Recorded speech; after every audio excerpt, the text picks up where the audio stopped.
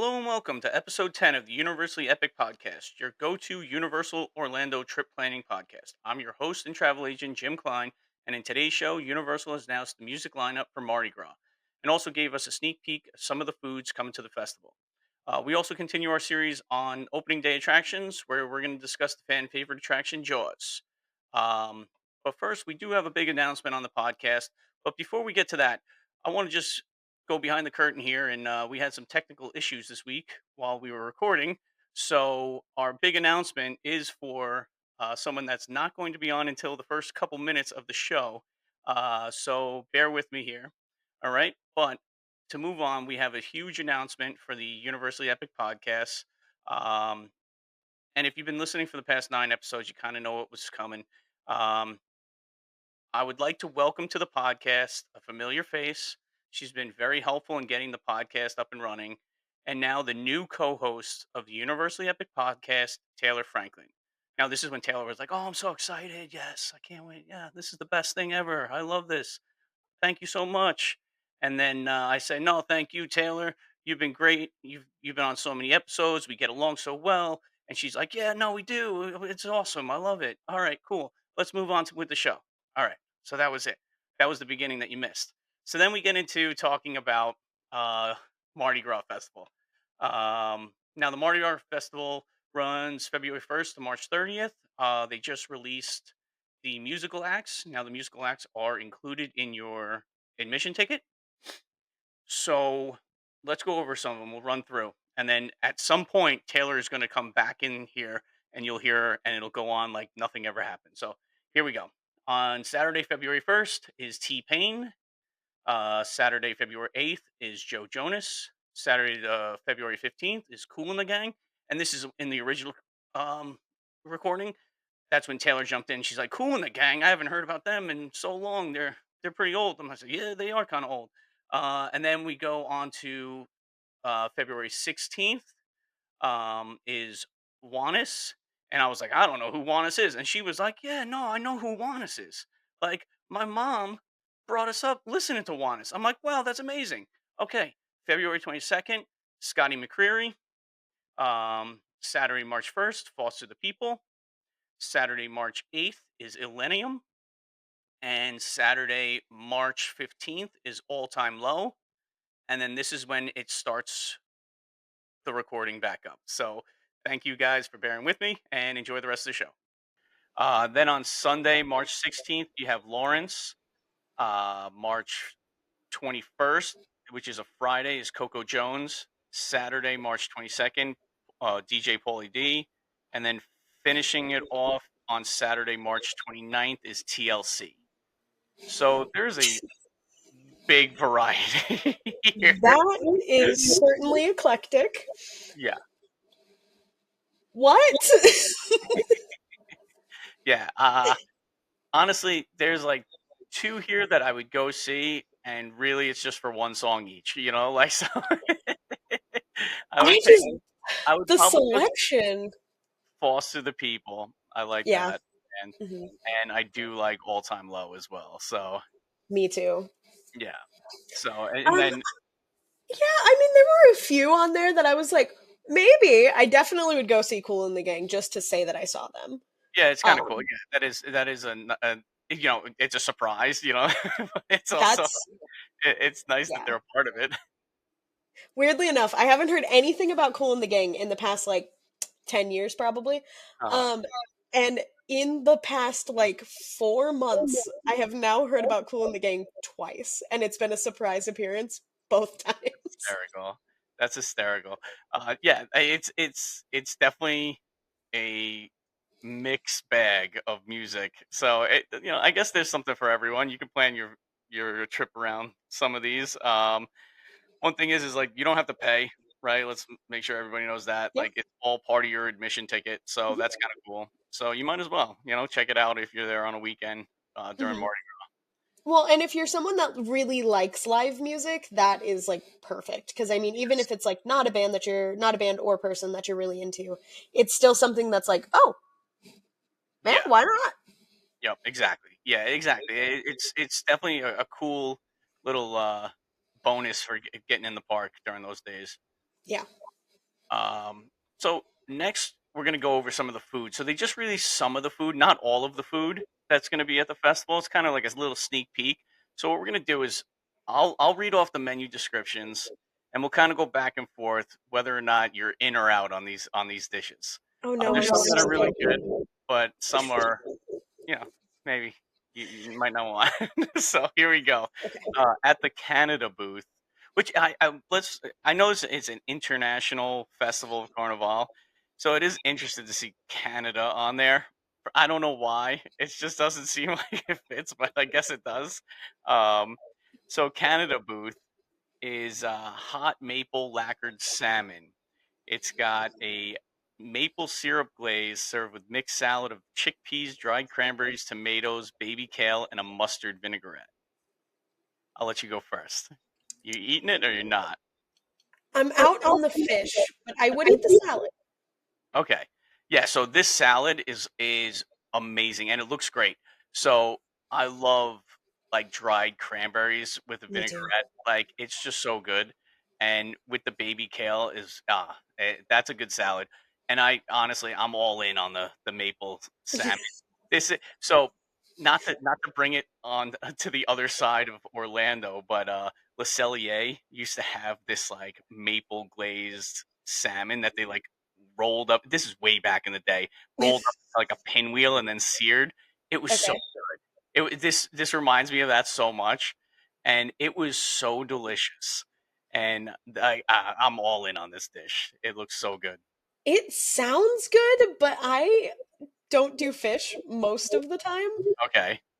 So it like the salmon is off-putting, And but the rest of it sounds really good. yeah, when it comes to theme park out of a food booth, it's kind of hard to go seafood though. To be honest with It's you. a little scary. I'm not gonna lie, it's a little scary. The next one is a China booth. All right, spicy Szechuan chicken bites. So it's crispy chicken topped with Szechuan powder, chili, sesame seeds, and it looks like white rice served in a takeout box. Um, Listen, I'll go first on this one. Like it just, it seems a little bit just like Chinese takeout. You know what I It's mean? Like, just I think I'll pass on this because they don't give us pricing on here, but I'm mhm. sure it's a decent amount of money just because they're putting in a white takeout box, Chinese takeout box. But like, Yeah. I don't know. It doesn't that doesn't excite me. I'm sure it's fine. Like I'm sure it's Mhm. good. It's fried chicken with Szechuan peppers. It's probably very good, but I don't know. I'll use my money on something else. Yeah, I mean, I'm kind of in the same place. It would be one of those things that probably like Noah and I would share, Yeah. and it would just be like a, oh, we'll just like we'll try it, but like I don't do spicy a whole lot either. I'm so picky. This is such a bad. Okay. So I'm the foodie and you're you're the picky one. So I'm so picky. But then there are like really weird food choices that are like, but I thought you were picky. Hold on a second. well, hopefully one of these you'll like. It sounds good. It sounds good. And I would eat like one or two of them. Yeah. And then I would be like, this is too much spicy. We'll All put that right. away. All right. Next we have a Columbia. It's this is a Colombian burger. It's an all beef burger with a Colombian twist. It says here, topped with Monterey Jack, pineapple cabbage sauce, cilantro garlic sauce, and potato sticks. Sounds like a mess, to be honest with you. But I couldn't eat it if I wanted to. I'm so allergic to pineapple. oh, really? Okay, that's good to know, huh? Yeah. Yeah, so pineapple cabbage slaw, that just seems like it seems like there's a lot going on, and it's for the fact that the burger's probably not that good, to be honest with you. There's too much stuff going on to like make the burger taste all that great. You know what I mean? Yeah, they did that at HHN last year, year before. They had like a peanut butter burger. Yeah. Everyone swore it was good, but like it looked like a lot and it was very messy. This one looks very messy with like Yeah. sauces, and it looks from the picture, it looks Mhm. like there's another sauce on there too, not just the garlic sauce. So Oh no. and then with the slaw, like a slaw is just liquidy anyway, so I don't know. Ugh. So we'll say that, you know, we'll see what it looks like when it actually We're comes out. on that one, I think. Yeah, the pictures look good. Like the pictures look great, but we'll see what it actually looks like. The next one, Bites of the Bayou, beignets. So I guess you gotta Oh, have beignets, 100%. right? We put Absolutely. a description on that. They look amazing. Yeah, let's move on real quick from that because who's gonna say no to a fried piece of dough? Uh, Exactly. so this one's gonna be interesting because we both love the crepe stand. Okay, and Okay. here's a France booth. It has duck à l'orange crepe. Okay, so it's a buckwheat crepe. Okay. It's cooked fresh, so we know they do great crepes over there. Mhm. Filled with shredded duck, onion, cheese, topped with orange segments and orange sauce. Now, I love duck. I think it's great, and I would definitely get this 100%. Like, I would definitely try this. This is right up my alley. I have never had duck, Okay, but I would be willing to try it.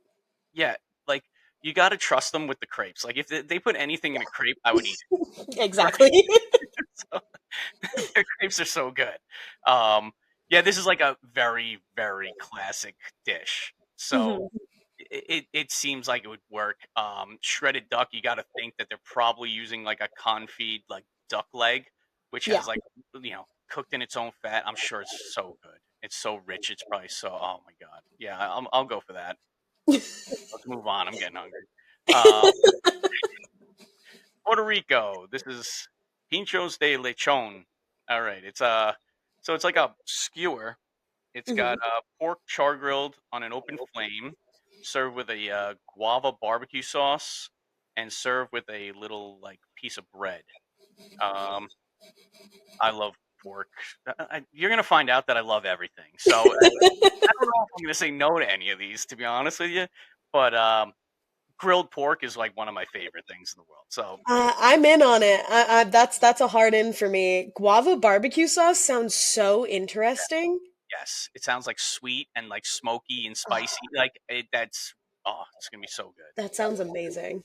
All right, good. We're both in there. Okay, back over at Bites of the Bayou. They have a Cajun mac and cheese. It's a cavatappi pasta with andouille sausage, onion, celery, bell peppers with a Cajun cream sauce. Um, yeah, it like I'm not okay. Okay, I love food. I think Mhm. mac and cheese is way overrated. To be honest, I don't enjoy like I'll eat mac and cheese, but I will not necessarily order it when I go out. I know Jim, that I they'll don't know if I can accept being your co-host anymore. That's a personal slight against me. but the only thing that this one has is the andouille sausage, which I absolutely love. So, like, the spicy part of this, I would eat it, but I would definitely share it. Like, I don't think I'm eating the whole thing. I would push the sausage to the side. That Okay, give it can to me. Noah can eat that, Yeah, or yeah, yeah. you can eat that, and I will eat the rest of the mac and cheese. All right, good deal. Yeah, like the Cajun cream sauce, love it. Like everything else, I That love. sounds really I'm good. sure it's delicious. And if I looked at it, it's more like I'm not a big pasta guy, to be honest with you. I don't like. I'm not a big. Yeah, I'm really not. And it's weird. It's a very strange thing. Like I don't go out and order pasta dishes. Like I really don't. Um, but when it has the andouille sausage in it, I might. So I would eat it, obviously, but I would probably share it. I could eat pasta breakfast, lunch, and dinner. I love pasta. All right, so the next one is India. It's a potato dosa, which is like well, they're putting it in like a crepe. Usually, like a dosa is like almost like an empanada looking thing, Okay. but this is in a savory crepe filled with potatoes, onions, black mustard seeds, and it's served with a cilantro dipping sauce. Eh, I don't know. This one, I love Indian food, but I don't know. I think I'll pass. Like, Yeah, I think I'd pass on that one too. not really. It's not exciting to be Mm. honest. Um, all right, here we go. Germany. I'm all in on Germany most of the time. Um, and I'm gonna butcher this name. Leberkas. It's called Leberkas. All right, it's a traditional Bavarian beef and pork meatloaf. It dates back over 200 years. It says here. The meat is grilled right to order, then served on a delicious pretzel bun with sauerkraut and sweet mustard. So you put sauerkraut on anything, I'm eating it. I'm not gonna lie. I love sauerkraut, and I love it. I love it. And pretzel buns, I'm in on this altogether. But what it looks like in the picture is it looks like almost like Scrapple from Philly, from the Philly. I don't know if you know what Scrapple is. Okay, I do. Okay, so that's what this piece of meat looks like. It says meatloaf, but it's almost like it's made like that, Okay. and it looks phenomenal. Like with the sear on it, it looks so good.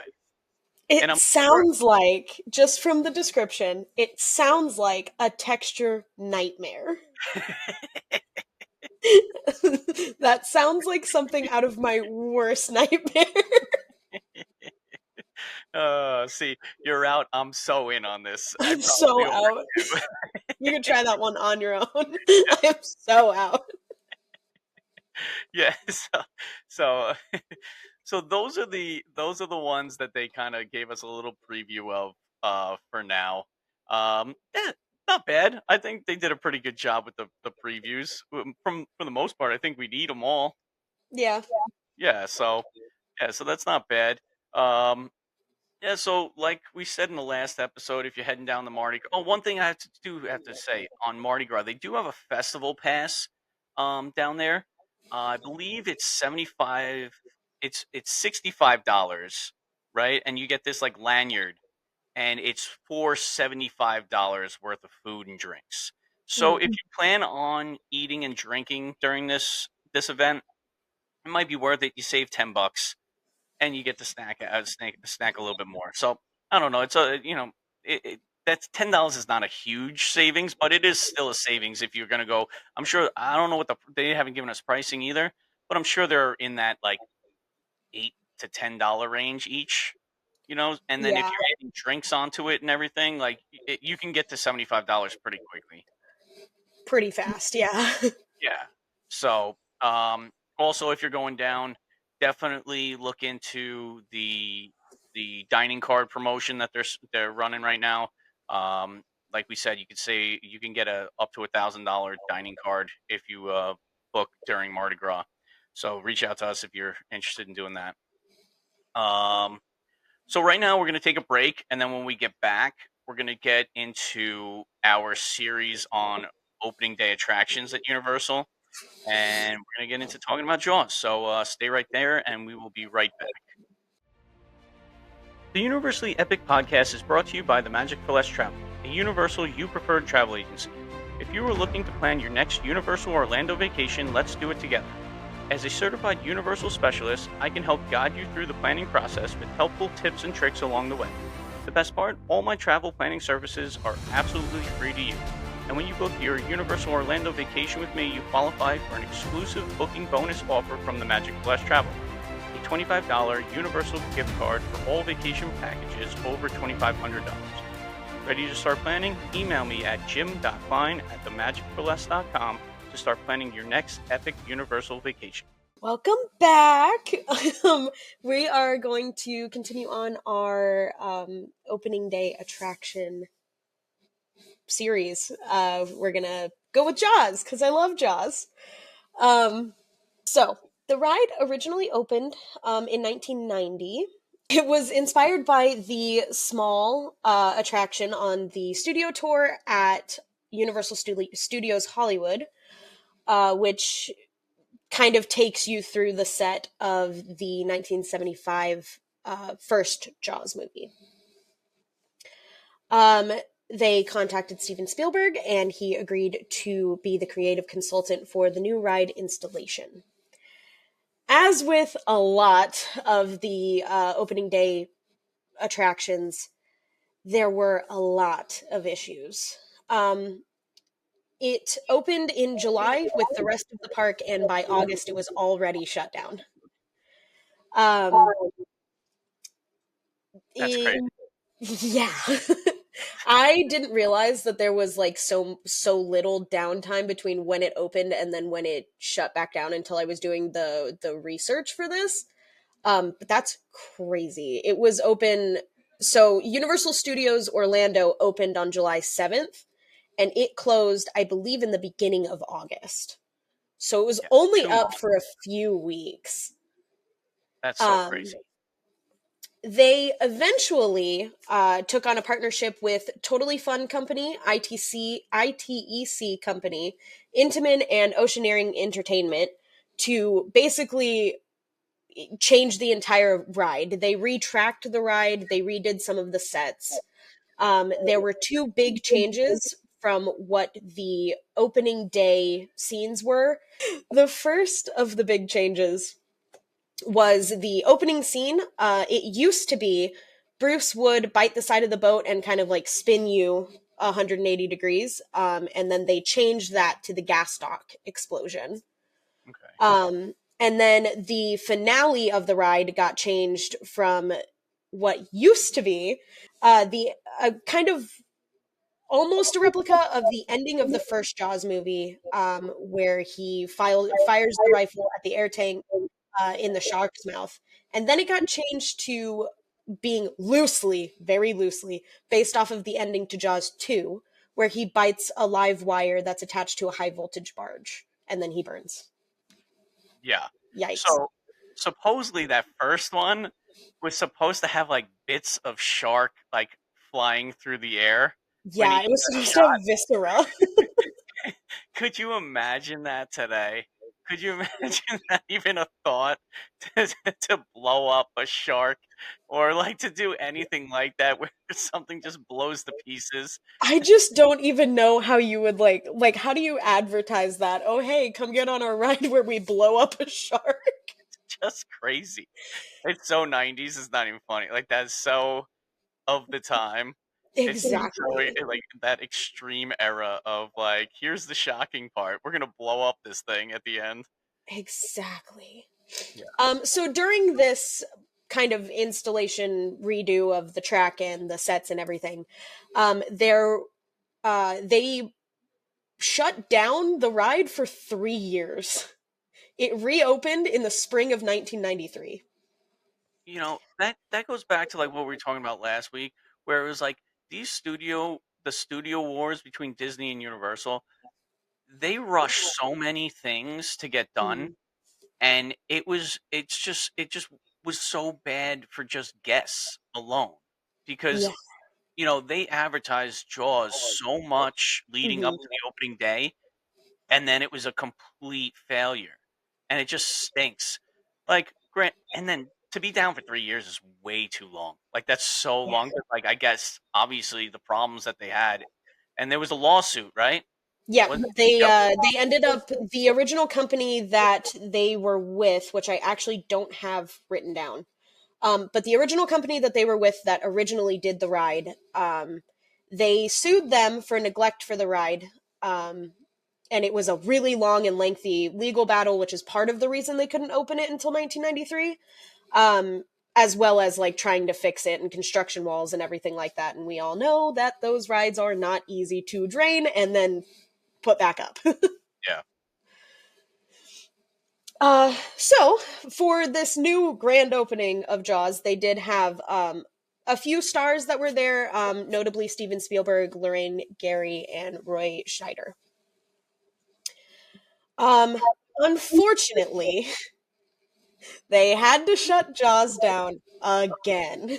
In 2004, um, there were a lot of hurricanes that struck Central Florida that kind of left the petroleum industry, which fueled all of the pyrotechnics and the boats and everything, and it caused all of the costs to skyrocket. So they shut it down in January of 2005. It finally reopened again in December of the same year, but only seasonally. And from January to December, there were a lot of renovations that happened during the closure, which they weren't like super intense renovations, but they were like they revamped like the shark, and obviously they fixed the boats and things like that that kind of needed help. Um, People wanted this ride so badly that in February of 2007, they finally opened it back up year round. So for 2 full years, it was operating only seasonally. And it's one of the more popular rides at the Hmm. park at the time. Like, And it was everybody loved right to go. there in the middle. Yep, yep, it was huge, and took up Hmm. so much space too. There was so much space there.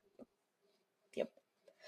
Um, from February 2007 to 2011, it was refurbished every year. So it shut down for a period of time. Universal does this all the time. We see it a lot with like the older rides and stuff. They do this all the time. They shut it down for a couple of months, they fix everything, and then they bring it back. Unfortunately, the ride would see its end in January of 2013 when they started making progress on the Wizarding World of Harry Potter. The only thing that really remains of the Jaws ride is Bruce, and he hangs in Fisherman's Wharf in San Francisco, and the Amity Bar is also right there. Then you got to get your picture with the shark every time you go, right? Like, Every time, every every time. time. And then I haven't had it, but have you ever had the shark bite at the bar there? I have not. Okay. Have you seen the little show that they do though? Yes, I Yeah, love it. yeah. I want to get one just to see that happen. Me too. Yeah, It's so fun. I really love and I really wish that they would do a little bit more with the theming as far as Amity Island goes, but I know that it's kind of just an homage to like what used to stand there. yeah, But now it's the lagoon and they do the lagoon shows and everything and that's fine. But I do yeah. wish Jaws was back. Yeah, Jaws was such a good ride. It was so exciting, and like the actors were great in it. It wasn't like corny, it was done really well. They did a Mhm. great job on the boats and the scenery and you just it was great. It was great. And when you're inside that like warehouse and the shark and the Oh, pyrotechnics in there, yeah. it's just it was so good. It was such a great Mhm. ride. It was such a great ride. And these opening day attractions are like what what made people like really start saying like, "Hey, they're doing different things over here in Orlando." Right? Yeah. Like, these are different than what you can find on the other side. And it was so good. It's just unfortunate that there was so much downtime to begin with, and like you said, the lawsuit took a long time, and I'm sure they couldn't touch the ride until the lawsuit was like kind of cleared up, and Yeah. it's just That unfortunate, you know? Yeah, and it really kind of happens that way for a lot of things too, where like if any kind of legal issue arises, copyright or anything like that arises, it takes so long to get through the legal process that like by the time you get done with it, I mean honestly, they probably realistically, though we don't know exactly how much time, um realistically they probably had like a year to work on it by the time the lawsuit was over. Yeah. Yeah, so it was, you know, I loved it as a kid. I absolutely really like it was one of the rides that you look forward to. Same thing with like ET. Like, all those rides were great. They were great. The Mhm. rides were great when they were working. And that's the thing. Um, you know, but what replaced it is so massive, right? When you Yeah. think of like the Wizarding World, Mhm. really like Universal, I guess from a business standpoint, like made the right call there. Obviously, Definitely. because that's so huge. Um, but you do have a lot of fans that are like longing for that Mhm. Jaws attraction. You can still experience it. You just have to go to Japan, right? Yes, the Japan installation actually took place in 2001 and it is still standing Yeah. for So 24 years. Japan usually seems to get these things right. I think that their coaster companies and their ride companies and everything over there are a lot more sound most of the time.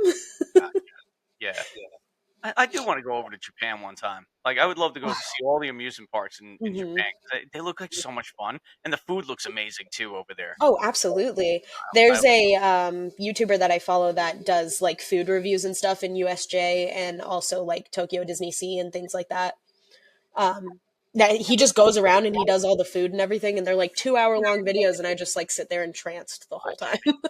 like what else is there to say about Jaws? Like it's such a beloved attraction for many that Mhm. started going to Universal back in the '90s, and it's sad that it's gone. To be honest, but also Escape from Gringotts is amazing. So I don't know how to feel. You know, Yeah, I mean the shark that one time exploded at one point in time, or the dragon that blows fire. I don't know. I see. I go back and forth every time. I love Jaws. I absolutely adore Jaws. As a franchise, Jaws 3D is easily one of the best movies of all time, uh, ever.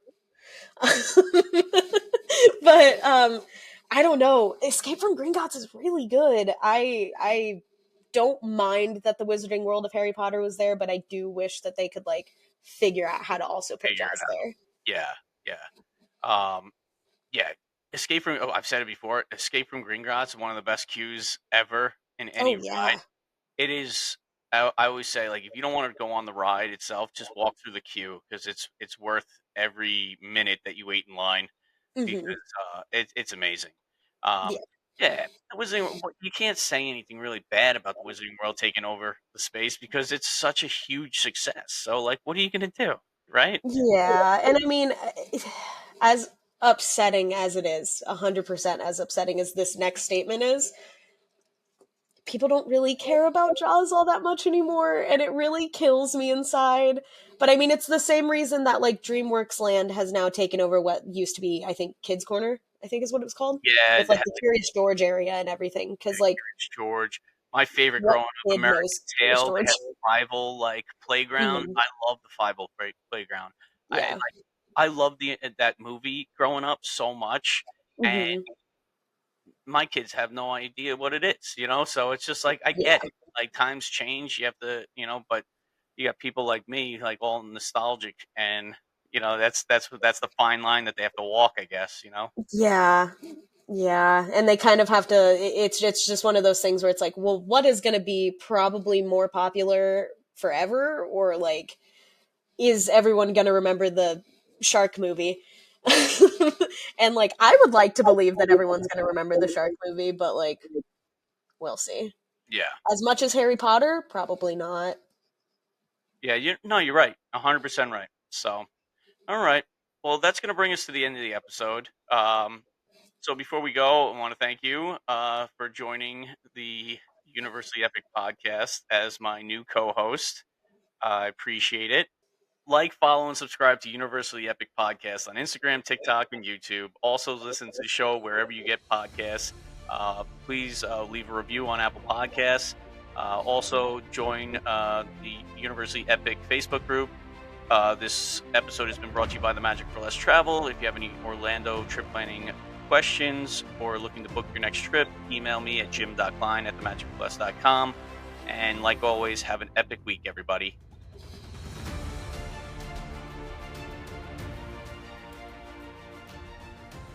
Like and follow. Like and follow. Like. Oh my god. The outtakes are gonna be as long as the show. All right. That was a rough start, huh? What's that? Did it just crash for you? No, no, I don't think so. It Why? just kicked I me don't. out of the meeting. Oh no. Did you come back in? Yeah, I'm here now. Okay. All right. I hope that works. Oh man. All right. Jesus, this is gonna be first one. Huh? All It's right. okay. All right. So, did you hear them all or no? I think I missed the last two. Okay. So I got you heard March 15th, I think was the last one I March heard. 15th all time low. Yeah. Okay. So the ride, oh my god, this is harder than I thought it was. Oh no.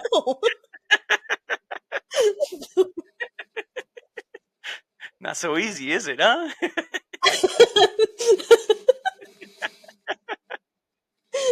Oh no. Okay. So the first of the main changes we're gonna were was the open, oh my god. You got it. You got it.